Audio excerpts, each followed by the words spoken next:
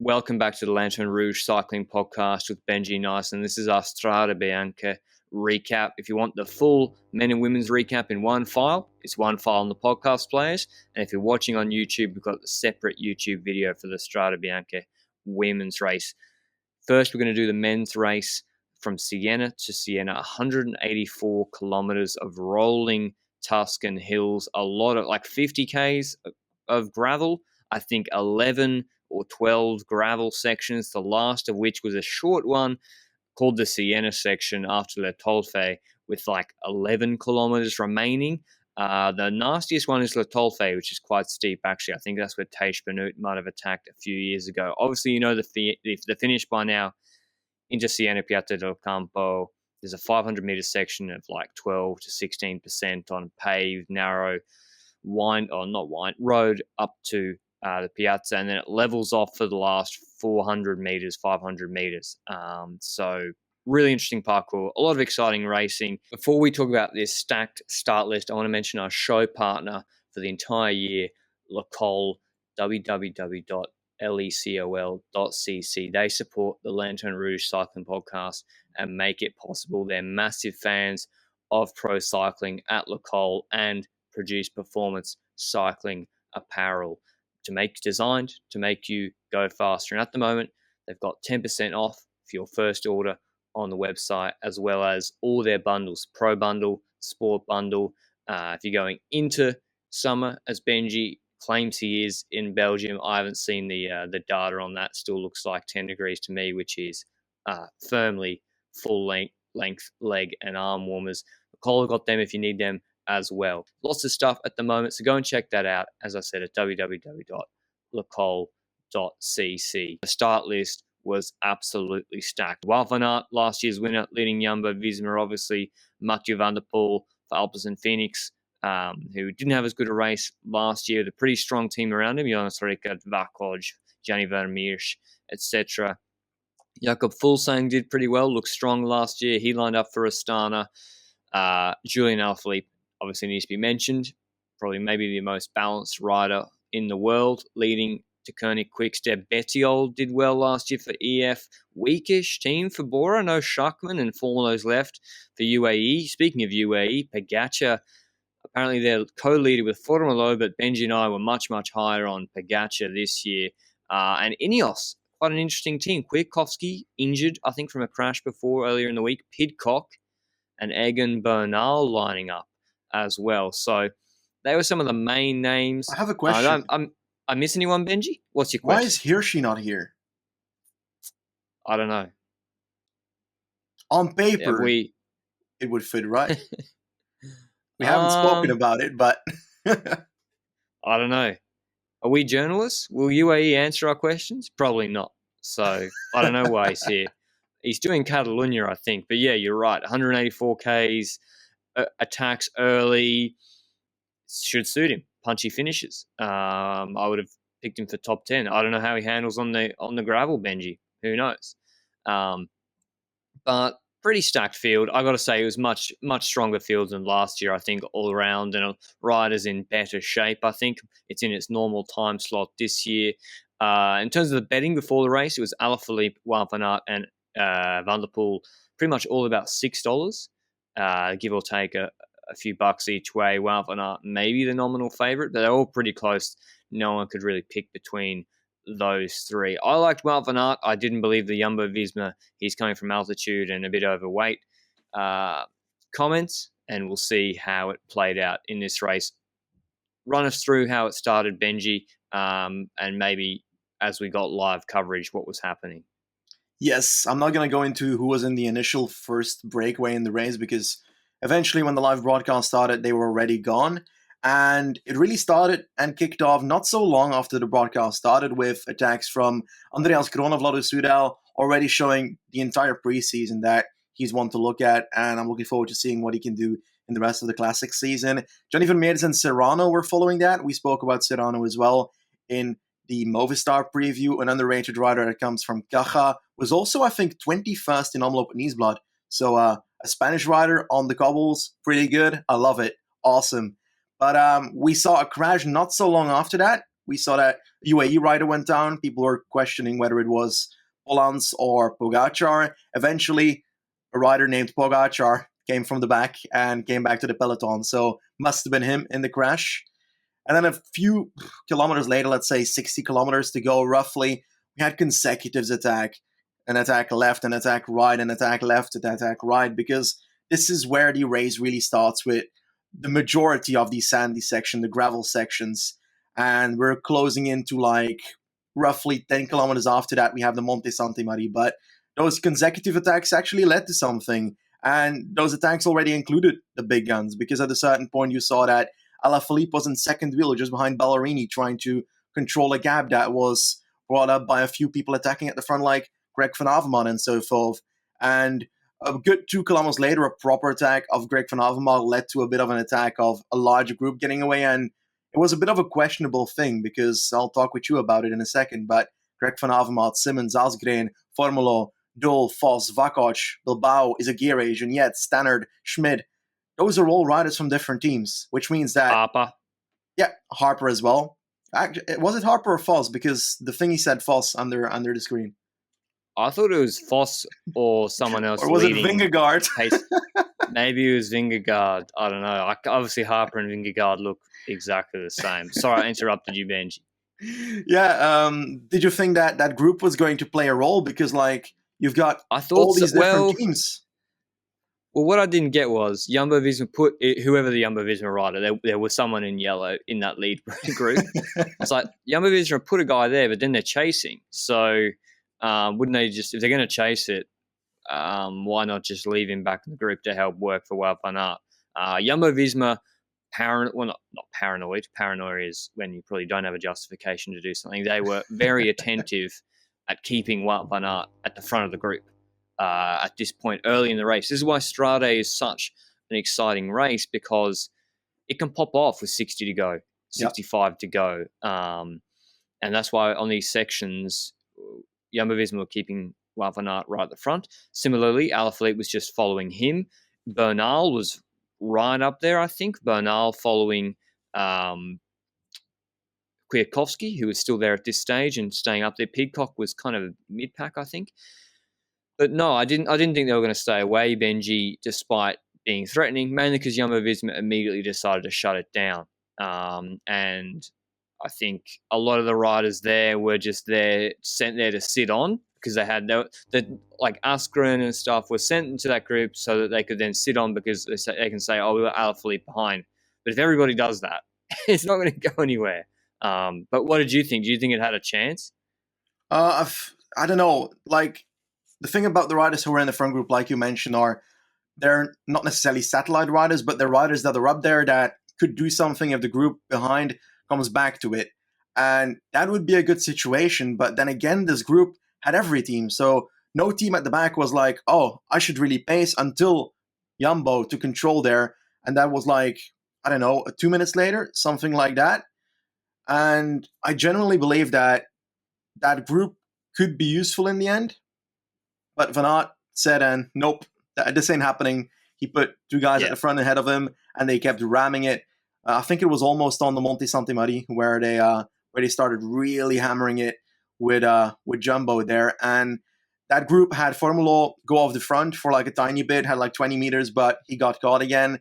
And the second that Jumbo caught that group, we saw that Quinn Simmons went solo.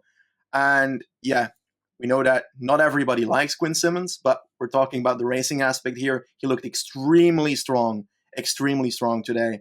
And it was Van Aert himself that took over the front of that group and started chasing Quinn Simmons, which I was like, oh my God, Van Aert must be feeling godlike today, because if you're going to start on the Monte Santi Mari, already pacing down Quinn Simmons with Alaphilippe in your wheel, with Van der Poel in a terrible position once again. Can we talk about that?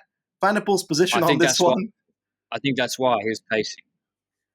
Yeah. But I think it was a reactive thing, Benji. I think he saw Van der Poel deep in the field, and he's like, well, okay, this wasn't my plan, but if I can put a gap between me and Van der Poel with less effort than if he was right on my wheel, why not accelerate if I feel good? I think tactically it was a good move. Yep. And because Simmons had probably top 5 legs today. So, and I think the other riders know how good he can be on this sort of parcours. He looked so good at Bernal Drome, and this parcours suits him more. So, I think it was good for Wout van Aert to follow Simmons. And how many Ks was that, Benji, when it kicked off? Like 50? 52? 51, something like that. No, 52. So already we're having race-defining selections. And when Wout van Aert starts to motor and move, it's a race-defining selection. Everyone has to kick into a gear. So that was pretty much, it formed a pretty large group, a strong group already of race favourites. And I think if you were watching the broadcast, you saw a rider in a red, white, and light blue tricolor national champs jersey bridging across to that group. And if you were attentive, it was Genietz, not Van der Poel. It was crazy, the Luxembourger. And everyone was like, what? And Van der Poel was so far back. But yeah, Genietz bridged across to them. Bernal, Alaphilippe, I think, were there. Pogacar was there with the Wout van Aert move initially. Pidcock and Gogol was there already, I think, quite quickly. Pidcock and Van der Poel were behind and quite deep, but we saw Van der Poel moving up through the bunch as if they were in a different race. Simmons was there already, obviously. And then, I don't know how many Ks later it was, Benji, but Van der Poel pretty much teleported. Suddenly, he was in that front group. And then Genietz was dropping off the back. And you're like having to make sure it's not Van der Poel dropping. So, yeah, basically Wout van Aert took that opportunity to create a split because he saw maybe a few rivals in bad position. He'd rather bring Alaphilippe with him than Van der Poel. And then what was the next? They pretty much rode together, right, Benji? And that was the right thing to do. They all just basically started rolling turns for quite a while. Yeah, and I think Fulsang was already off the back. Wellens was off the back. Greg van Avermaet was off the back. Greg van Avermaet looking extremely weak all of a sudden because it looked like he was following himself. And then, he like, boom, and was done. Genuinely, completely done. And the thing is, this front group, including Van Aert, Van der Poel, Pogacar, Pidcock, Genietz a bit, and then Genietz dropped. Bernal, Simmons, Alaphilippe, and Gogol. Well, it led to that group staying ahead for quite a bit. A good 20 seconds ahead of another group, including Fulsang, Wellens, and I think 2 riders from Quebec as well, Clark and Robert Power. Extremely strong ride as a team by Quebec, by the way, today. We mentioned it on the preview pod that this is an underrated team for these hill classics, and they will show that on Amstel as well, I think. But all in all, it kind of changed as well when Quinn Simmons had a puncture. He, that bike change, that tire change was awful to look at. Genuinely, it took decades. But I guess this is the story of rim brakes versus disc brakes. Am I dropping this in here?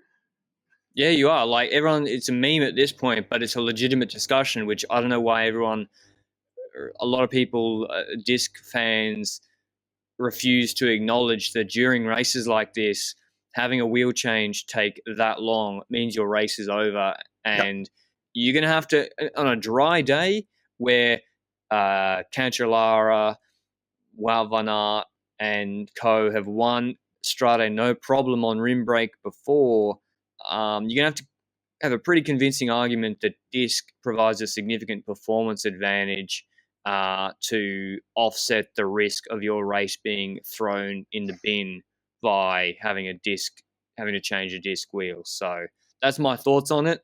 I think it's kind of BS, really. That kind of stuffed his Strade up a little bit, but then he was strong enough to get back into Group 2. Now, apparently, people think he must have been drafting a car, Benji, because he got back there so quick, Simmons, into that Group 2. But just to recap, we have our, I think, quote-unquote race-defining lead group with most of the favourites. Wout van Aert, Mathieu van der Poel, Tadej Pogacar, Julien Alaphilippe, Egan Bernal, Tom Pidcock, and Michael Gogol. And yeah, as Benji said, Gogol is already almost a meme, but he's done well at Strade before, and he turns up in these sort of races sometimes. I was going to mention it. I was going to mention it a tiny bit later. The fact that at a certain point we saw that there was a bit of a split in that front group. The moment that I think it was Van der Poel moving up in the group, setting a pretty high pace, and we saw that all of a sudden that Van Aert was off the back. Yes, that's it. And I was genuinely surprised because Van Aert before that was pacing like mayhem on the Monte Santa Maria, and at that point he looked to be having a very weak moment. And that's where I think the commentator said it. We had the 2020 TDF winner, Pogacar. We had the 2019 TDF winner, Bernal. We had the world champion, Alaphilippe. We also had RVV winner of 2020, Van der Poel, and Michael Gogol. Best sentence ever. It was crazy.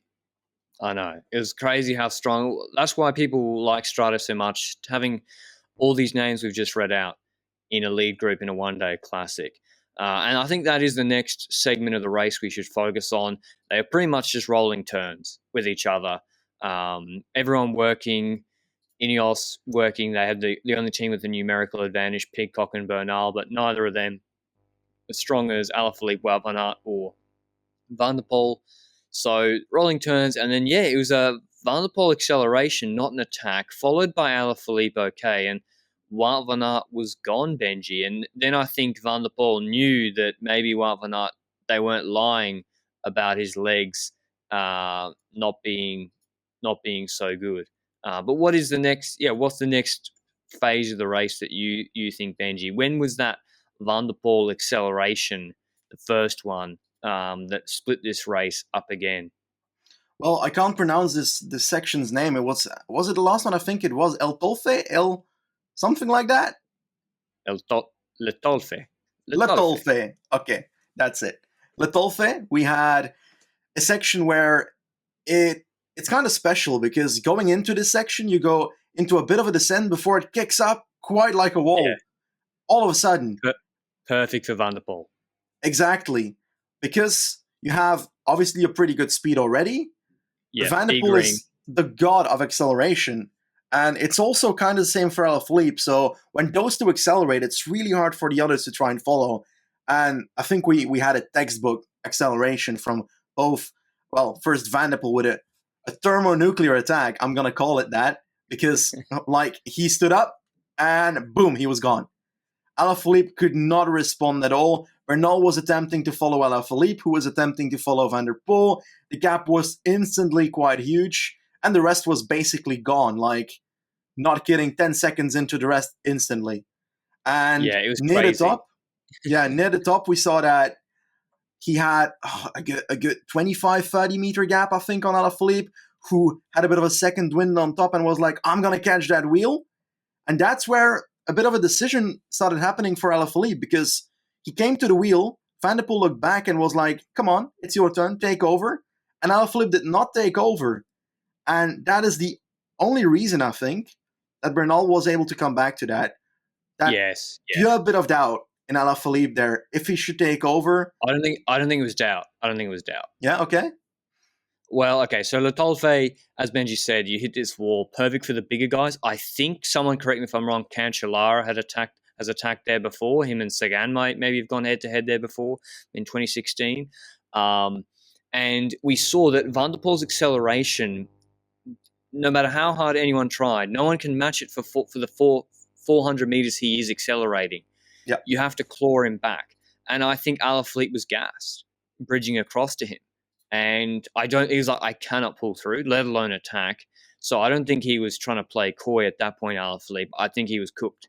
Or not cooked, but he'd been put on the limit by that Van der Poel attack, which is Van der Poel is actually built different compared to he or she, Pogacar, Roglic, sort of puncher, Mike Woods acceleration. We're talking different levels here with Van der Poel going up a short power hill like that.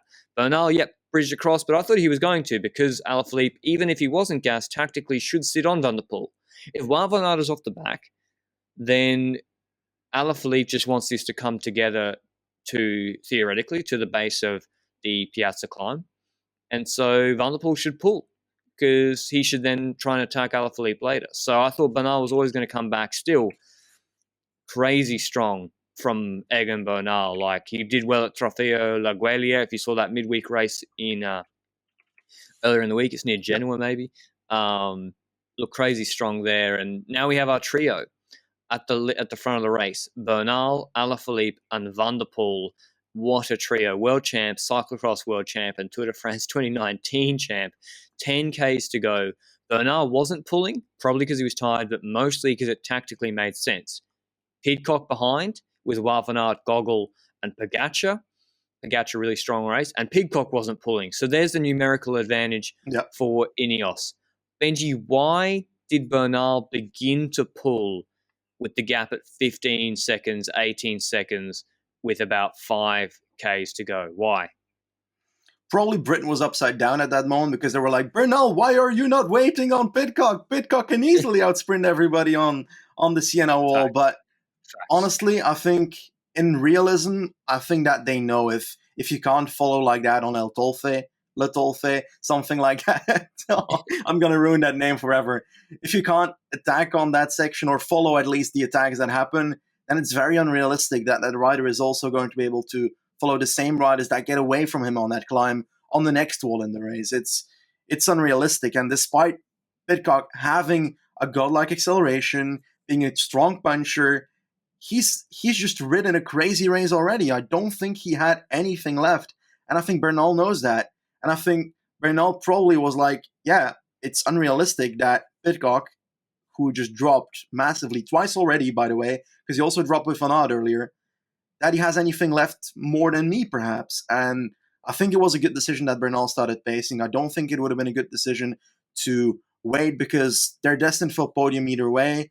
And perhaps they might not have podiumed if Bernal waited in that sense. I agree. If they wait, then I think Alaphilippe and Van der Poel, if they comes back together, they would smoke everyone up the climb, and then Wout van Aert and Pogacar might beat Bernal, and Ineos end up with no one on the podiums. Yeah, or Goggle to go. So yeah, I think it made sense.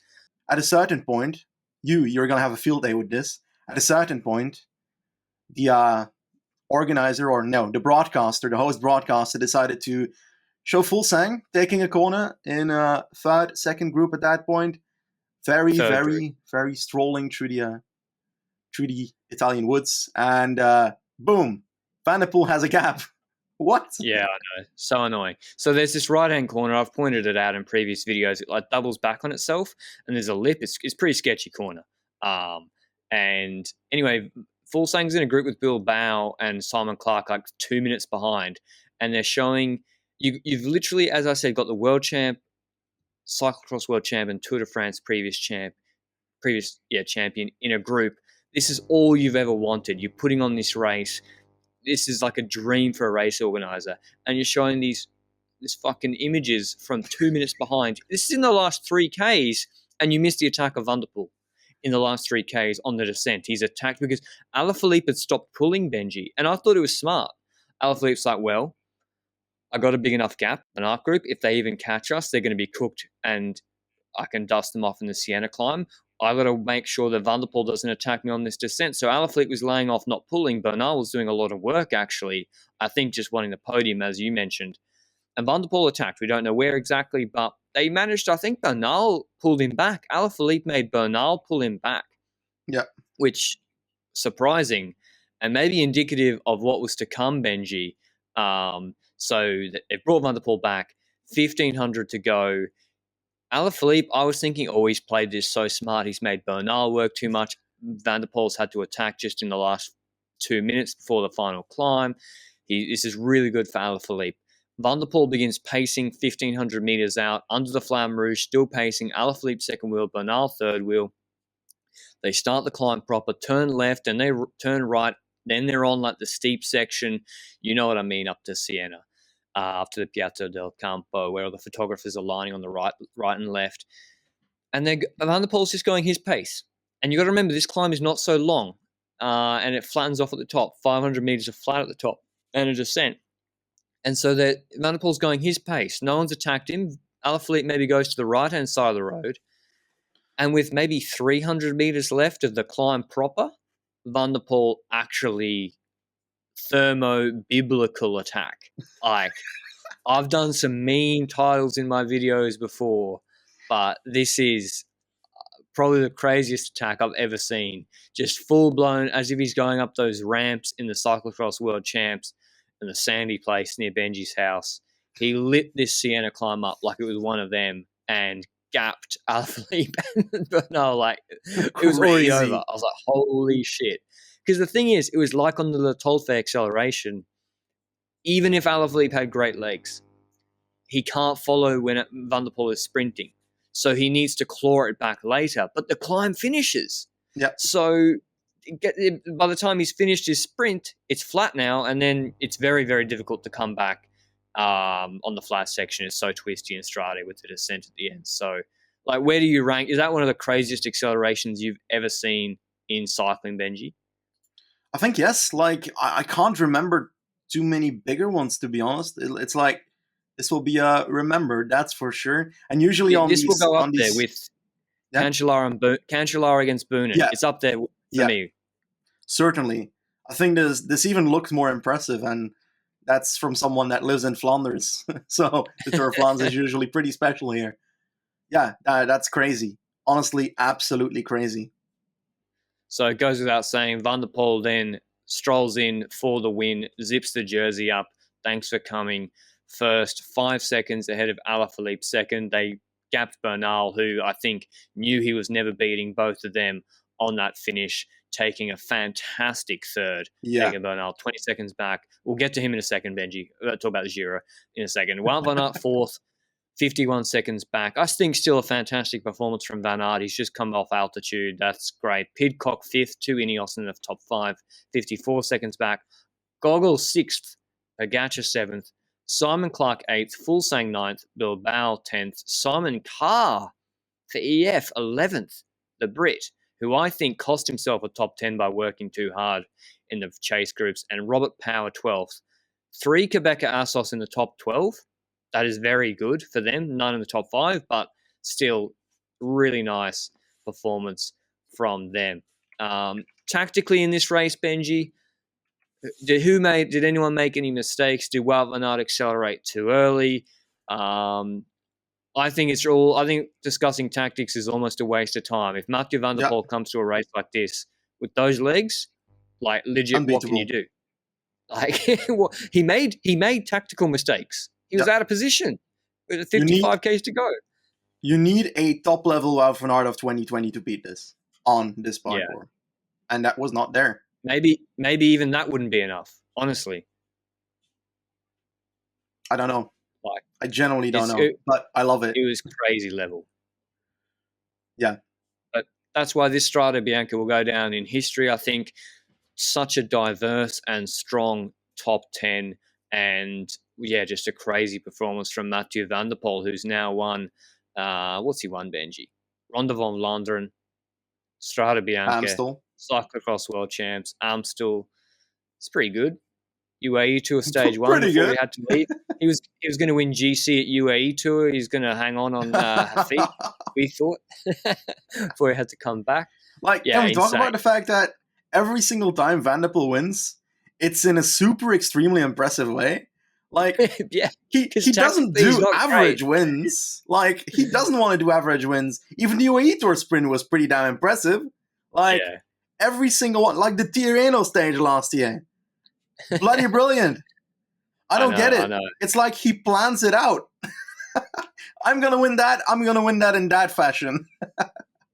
Love it. I just think he just has so much confidence in himself. Tour of Flanders, he's like, I don't need to attack Wout van Aert. I'll beat him in the sprint. And Strade today, Alaphilippe's the best puncher in the world, you say? Okay, I'll just go to Piazza del Campo, climb with him, and I'll absolutely smoke him. Won't be a problem.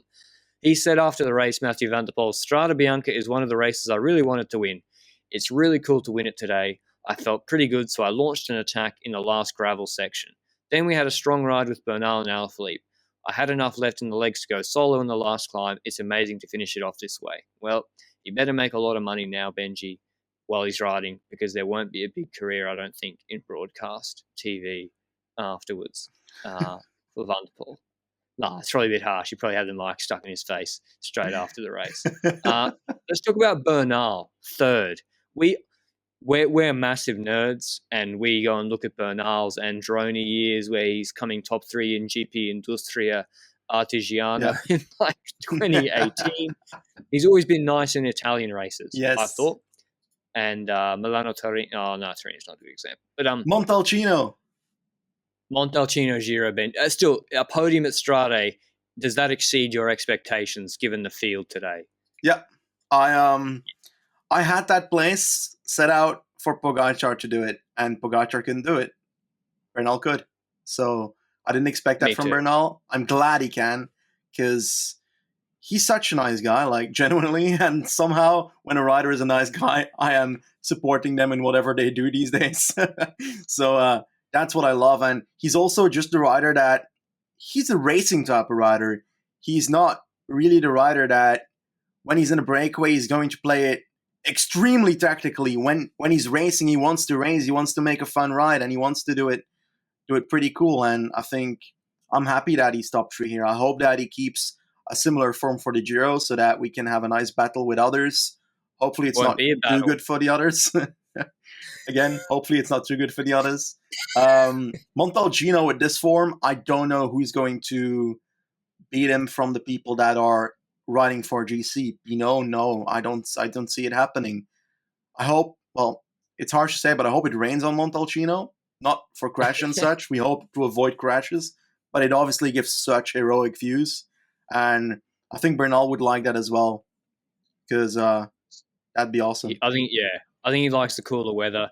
And Montalcino stage, if people don't know, it's like a Strade light stage in the Giro this year. And yeah, Cadel Evans, they had a stage like that was extreme. It was like literally Strade, but harder than Strade in the Giro when Cadel was racing. And it's one of the craziest stages ever.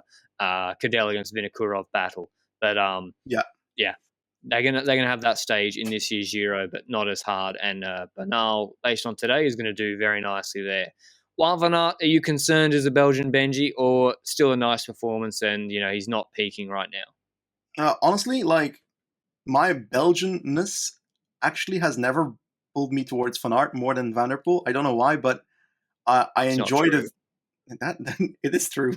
I love Van der Poel and what he does, because he's an extremely nice guy next to it. He's a down-to-earth guy next to it. He's honest whenever something is going pretty badly. Wout van Aert is that as well, but I don't know why, but somehow I was attracted more towards Van der Poel throughout their careers, which is going to get me in jail here. So this is the last podcast I can do without jail bars behind me. But either way, I think that Van Aert doesn't really need to be concerned. It's his first race. He can build it up. It's still a long way to go until we get to Tour of Flanders and such. We've got Tirreno first, his first try at GC. I don't think that's going to happen with this form. Honestly, like it won't be terrible, but I don't believe he can hang on to the big climbs like this. But he could be wrong, but I don't see it happening. And after that, we got Sanremo. We've got the classic starting, which means that it's not directly going towards Tour of Flanders and Roubaix. He's got time. He can get there. And I think if he's on this level already, it's going to be pretty close when it really matters. So, yeah, I'm not worried. Wout van Aert's, I think, priority for this year, when he wrote down his goals, or if he writes down goals with Jumbo-Visma, was to win Tour of Flanders or Roubaix or both. World Championships in Flanders, mate. And World Championships at Benji's house. So Strade, obviously love to win it coming fourth, and he won it last year. But I don't think they structured his season in such a way that he wasn't put in the best place to win Strade, because we love it as a race, but it isn't a monument, and it's at the start of the big one-day classics. Should it be a monument? Don't start. We're not starting that. People do that elsewhere. Alaphilippe, Benji, what do you think about his performance today? I don't think he put too much wrong tactically, and I think I've noticed this when he's racing with Wout van Aert and Van der Poel, he doesn't mess around. You don't see him doing the weird stuff. He's focused Alaphilippe. Have you noticed that, or am I just imagining it? Well, it depends, because Van der Poel was also in in Liège last year. He didn't ride that well, but he did some weird stuff there, that's for sure. But True. like in this race, it was noticeable, but I did see him like shoulder barging a few people just before they got to the start of Okay, like 60 kilometers to imagining go. I was like, what are you doing, Alaphilippe? What are you doing? This is unnecessary. I think it was Gogol that he was trying to shoulder barge. That's not going to work. I think it might have been Rob Stannard, actually. Oh, okay. Yeah. Okay. Yeah. I noticed that because, I was like, why are you doing this? But tactically, he was in good position. He followed Wout van Aert's move. He was right there. He didn't have to expend extra energy. He laid off Van der Poel, followed his attack, which Bernal closed down. I think he didn't really put a foot wrong, and he just got beaten by the better guy today. Yep. So I think so as well. That's really a more simple race in a sense than the women's race. But we hope you enjoyed it. Our recap of the Strade Bianche men's race. If you want to listen to our women's Strade Bianche, if you're listening on YouTube, separate YouTube video. But otherwise, stick around now for the women's Strade recap.